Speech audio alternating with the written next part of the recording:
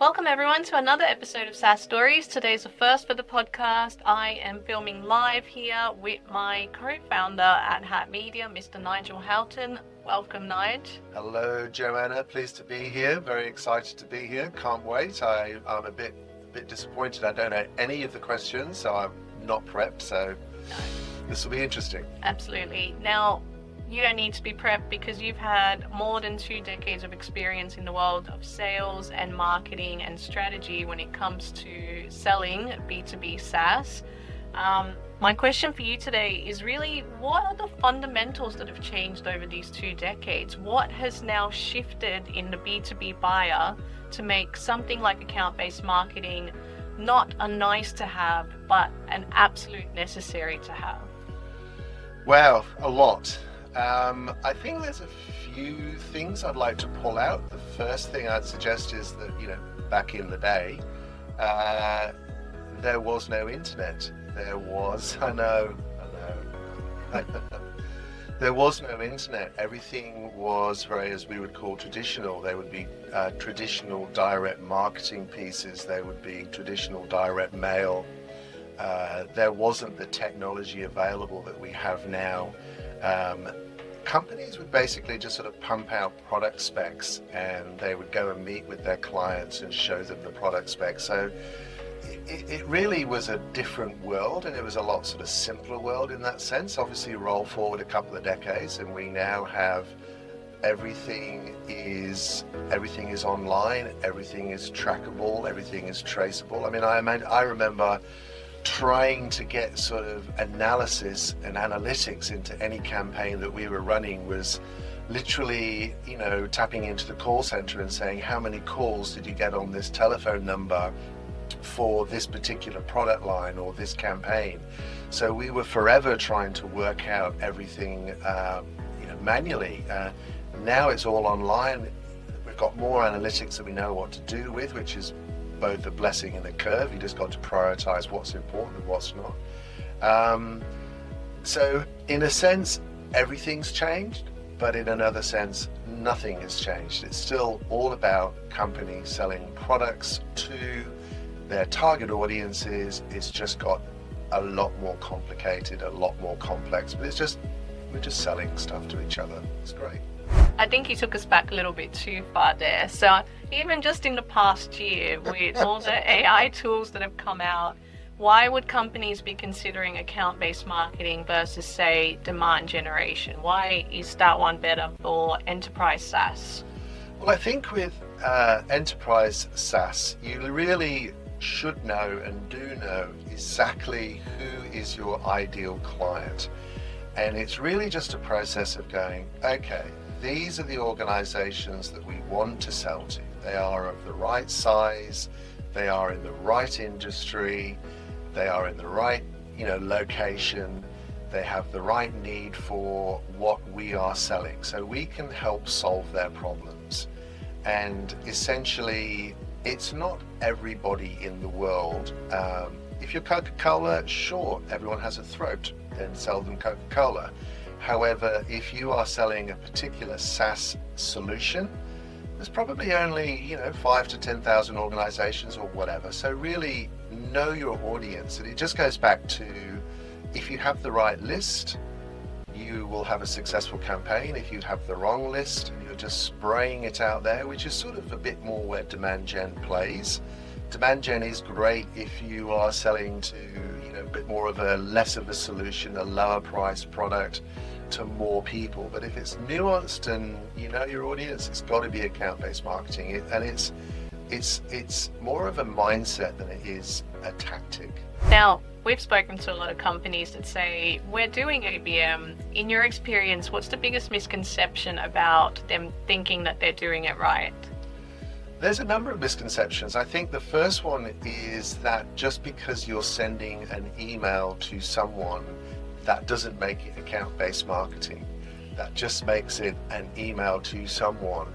Really, account-based marketing, there's different types of account-based marketing, but essentially you really do drill down into every account and you work out exactly what you need to say to each member of the buyers group. So what you're going to say to your potential champion is going to be different than what you say to the CFO, the CIO, the CTO, etc. I think people who just send out emails, and they have a CRM, they go, oh, we're doing account-based marketing. So I would suggest that quite often that's not true. We've worked with startups, scale-ups, enterprises. At what stage in a company's journey do you think ABM should be introduced? I think ABM should be introduced more based on what target accounts are you going for, what is your particular product or solution, what is the price point of your solution, rather than necessarily being chosen by your stage as an organization, startup or scale-up.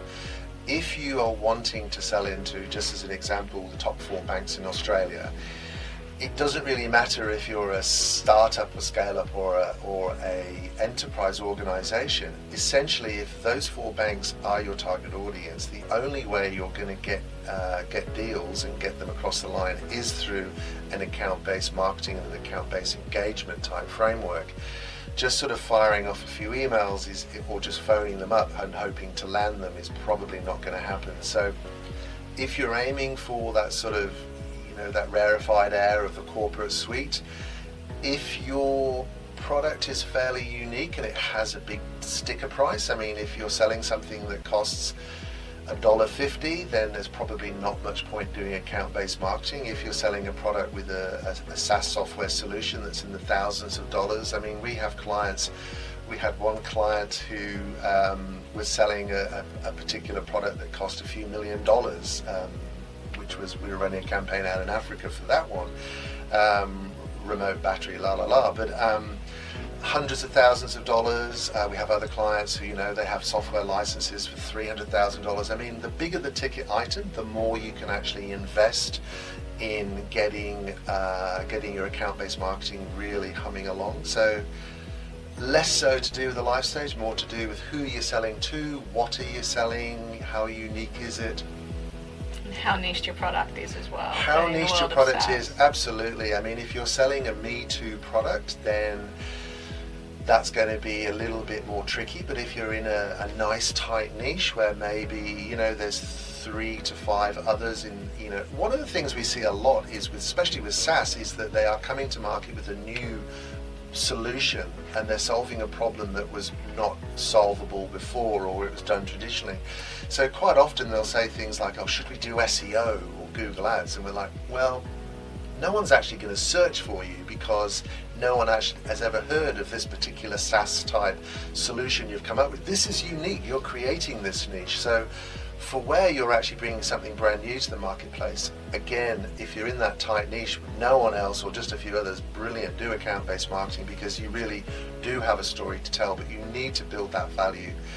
And to go sideways for a second, the amount of touch points that you actually need with your organization and the buying group as a large, it's got more and more complicated. Every time I read a LinkedIn, the latest State of the Nation from LinkedIn or Forrester or Gartner or whoever, they're all sort of saying the typical B2B journey is now 45 touch points before they're even considering you. It just gets more and more every year just because, people get less and less time. The world's getting faster and faster. So, yeah. I think in the world of SaaS as well, a lot of these companies, they're bringing completely new products to the market, whereas before their customers were using something like spreadsheets. So I guess this product is not something that the world knows exists. They don't know that they can solve their problem easier. They are not aware of it. So you can't really do Google Ads or SEO. You kind of have to educate the market that this exists. I mean, with account-based marketing, there is that sort of process that you need to go through, and the first step is really just raising awareness to your target audience, to these accounts that should want to buy your solution, that you exist and that you are there. You can't just take out a billboard on the freeway and say, look at me, we exist. There's only a handful of people that really in the whole world want to buy your product. So just getting people aware to it, that's the first step of account-based marketing. tick that box, then you can move on to the next step. But yeah, it's a journey. Yeah. Coming back to what you said earlier about sales and marketing alignment, I always love to say marketing's from Venus, sales is from Mars. You know very well, we've gone to the organizations and we've seen marketing over here in this department and sales over there in this department, and they're not talking. For organizations struggling with that misalignment, which does impact campaigns quite heavily, what are some of the frameworks or the tips that you recommend to get these teams aligned? Get everyone in the same room. Get them talking. I mean, the larger the organization, the more that people go into their vertical silos, and that's true for sales, marketing, ops, etc. I think it's a challenge, and a lot of organizations struggle with it, but ultimately it is all about communication. I mean, again, we've had examples of clients who after listening to us talking about sales and marketing alignment, they turn around and sort of say, oh, we don't want to tell the salespeople anything. It's like, oh, you know. And then the salespeople are like, oh yeah, sales and marketing. Oh, but marketing, what do they know? So there are some quite solid preconceptions in both of those camps, as it were. And then you've got the kind of just the structural siloing. The smaller the company, the more likely the horizontal nature of teamwork, etc. But it's really just get everyone in the same room, and that normally just starts with the kick-off sort of workshop. So when we're building out the strategic piece, really, really important to get the key stakeholders in the room, get everyone across those product silos, those vertical silos. So yes, of course, marketing. Also sales, obviously, also product, also customer success. Everyone has a viewpoint of the prospective client, and then the client and the product. And it's really just bringing together all of those viewpoints and putting them into the pot. And that really is how account-based marketing is really going to work. Where everyone's working as one team, it will be very successful.